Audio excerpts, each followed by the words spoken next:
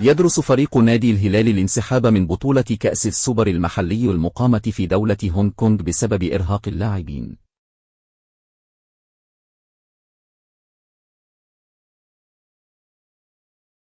ويأتي السبب للإرهاق الشديد الذي عانى منه لاعبي الزعيم طوال الموسم الماضي عقب المشاركة في عدد كبير من البطولات المحلية والقارية.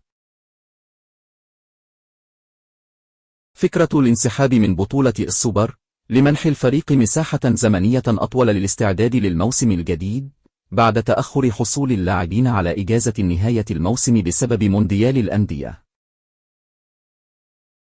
في حال انسحاب الهلال من كأس السوبر سيدخل النادي الأهلي بدلا منه كونه صاحب المركز الخامس في دوري يوروش بالموسم الماضي. والآن سنوضح لكم العقوبات التي ينتظرها الهلال في حال الانسحاب من كأس السوبر. سيتم حرمان الهلال من المشاركة في البطولة لموسمين على التوالي.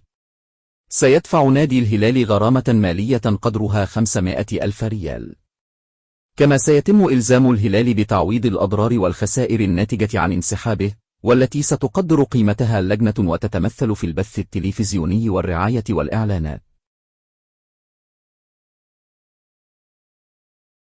جدير بالذكر أن في حال انسحاب الهلال رسميا سيواجه الأهلي نظيره القادسية في نصف نهائي السوبر، وذلك يوم الأحد الموافق 20 من شهر يوليو في تمام الساعة 13 عصرا بتوقيت السعودية.